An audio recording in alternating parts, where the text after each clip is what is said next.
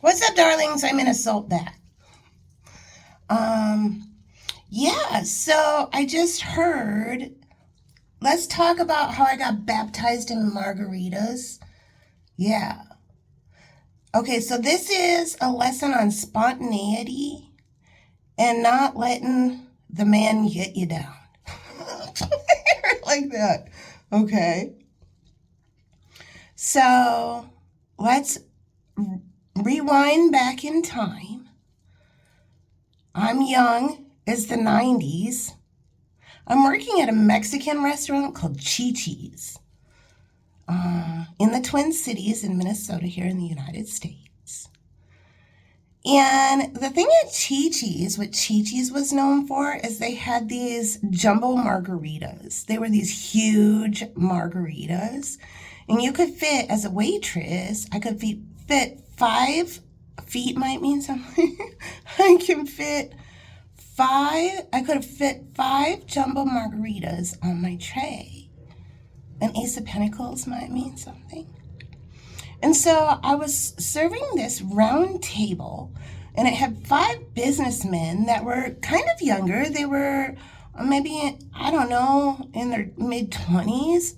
I don't know, but they were all in suits, and they were definitely businessmen. And they all ordered, and this was at night, they were out at night, and they all ordered jumbo margaritas. So I went and got them, and I brought them back, and one of the dudes at the table reached out to my tray as I was coming and pulled a margarita off of it.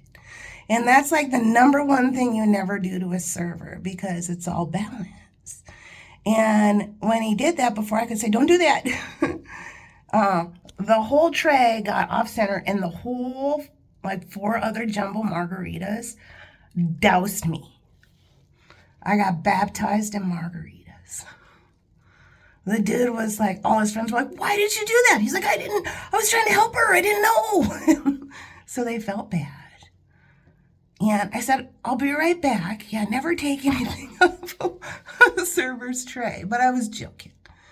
And I went back to the bar, told the bartender we need 5 more margaritas. Or 4 more it was, because that dude still had his. And when I came back with them, every one of those dudes had a $20 bill out. They hadn't even gotten their food yet. And they all were so generous and kind. And they said, I was drenched. I was wet, soaking with margarita. And I said, I know you didn't try to do that. And, and oh my God, you guys, you're so generous. Thank you so much. So I immediately made a whole bunch of money right then. And then I waited on them for the rest of their meal. And then they left like a super fat tip too. They were really awesome dudes. And I had talked to the manager. I'm like, I'm wet. He's like, we got an extra shirt. And so I got to change into a dry shirt, but my skin was still like sticky. And I'm hot. Hold on. And I put on bug spray while I was outside, and it's like sweating into my eyes. So I went into the back kitchen, feeling pretty good. I had a pocket full of money, and I had a pocket full of cash. And my coworker came up to me, and she said, Molly.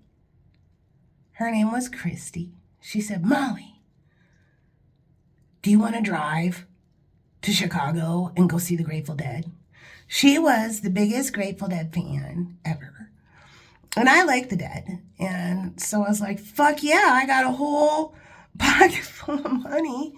Yeah, let's go on an adventure. She's like, let's leave right after work. The busboy, Lee, he wants to come too. And I'm like, right on. So we told the manager, we had just all of a sudden decided, I had a car, I had a whole pocket full of money, none of us had a ticket, and we were just going to drive to, it was at Soldier Field in Chicago, and we were going to drive to Soldier Field and see what happens. And so we took off from Chi-Chi's. I was still sticky. And we ended up driving quite a way, and we made it to a rest stop. And we got off at a rest stop, and there was two women, well, young women at the time, and a young man, Lee. And Lee was in the dude's bathroom, and there was a trucker in there. And the trucker, they just started kind of chit-chatting while they were peeing. And the trucker said, "Oh, I'm kind of going the same route as you. Do you want to hang out? Have you ever been in a semi-truck? You want to hang out in the truck and talk for a while?" And Lee was like, "Yes." And he came out and told us, we're like, "No, he's gonna steal you, dude." Like, and he's like, "No, I think I'm gonna do it. The dude seems really cool." And we were like, "Oh my God, okay." I remember being like, "Chrissy, write down this license plate number in case this semi floors it and loses us." And the whole time he rode with that man, they had excellent conversation apparently. And right before we kind of rolled into Chicago, he pulled off at a rest stop and let Lee off, and they both had like a great time talking with each other. And by now it was like pretty late, pretty early in the morning. And I believe it takes like 6 hours to drive to Chicago. I can't remember.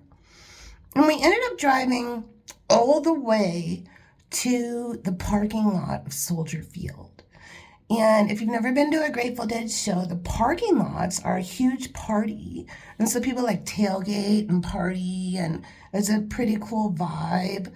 I remember there was some girls selling grilled cheese yelling out, "What the fuck? Only $1." 2 pieces of white bread and 1 slice of American cheese on their little hot griddle thing. They had a line of people with their dollars out. And so it was totally cool. I love people watching. And as soon as we got there, our friend who's the guy, he's like, "I'm out of here. I'll see you guys at the end of the weekend. I'm going to go do my own thing." We're like, "Right on, dude. Have fun." And she said, well, before he left, she and him were going to walk around looking for a ticket, like seeing if anybody had a miracle ticket. And in a miracle ticket, yeah, that's like if somebody has an extra ticket and they just give it to you. You get to get into a show somehow. And so I said, "I'll stay with the car. I'll be the home base here. And I'm just going to people watch." And so the people watching was amazing. They both come running back. She got a ticket. She met these nice dudes, and they had an extra ticket, and they gave it to her. And so we were so excited because, of course, she was like, all 3 of us were Grateful Dead fans, but she was like 1,000,000% Deadhead. Okay, that might mean something. And she was so excited. I was so happy for her. And then our guy friend dipped out. He took off. And then, so then the show started, and those guys came over and got her, and they were really cool guys, and they brought her into the show, and they kind of took her under their wing. And I stayed on my car, and I didn't get to see the show, but I got to hear it. And so it was just like right on the other side of the wall with the open air. And so I got to hear the whole Grateful Dead show, which was totally amazing. I got to get all those vibes. And we had a really good time. And then after the show, oh my God, the people watching was truly amazing. Yeah. And we were all kind of partying too. And then after the show, the boys came back with her to my car, and they said, "Do you guys have someplace to sleep tonight?" Because we were going to leave in the morning. And we said no. We were thinking about maybe sleeping in the car. And they said, well, we have a hotel room. And if you want, there's about 10 people that are crashing in that room right now. But if you want to come in the hotel room, you certainly can. And so we talked about it. And we're like, what do you think? And these dudes were pretty cool. Now, as a mother, if my daughter told me this, I'd have been like, you better not have gone in that hotel room. No. Yeah, of course we did. Yeah, we went in the hotel room. And they gave us a little space of the floor. There was people all over the floor. The people who bought the hotel room were in the beds. There was no freaky sex or any weirdness or anything like that going on. They were just sharing the availability. And they gave us a little spot over by the air conditioner. And we just laid on the floor and slept. And then we woke up in the morning. We got back to our car. And we met our friend. And we ended up driving back to Minnesota. And so the moral of that story is that turned out to be the very last show before Jerry Garcia died. And so all three of us got to hear, and one of us got to see the very last Grateful Dead show before Jerry died. And it was an honor to be able to say I got to hear that. And if I had gotten like all pissed off that I got drenched at work and I was sticky and uncomfortable and all this kind of stuff and said, no, I don't want to go. If those dudes hadn't been super generous and given all that money and tips, we wouldn't have had enough money for gas to get out there. And like the stars all aligned for us to have a great adventure. So there's some lessons in spontaneity there. But, of course, we don't want to be staying in hotel rooms with people we don't know. We got lucky. But yeah, somebody might have a similar experience. What seems like bad luck could all of a sudden turn into super duper good luck. And then you got a story to tell for the rest of your life about a major event.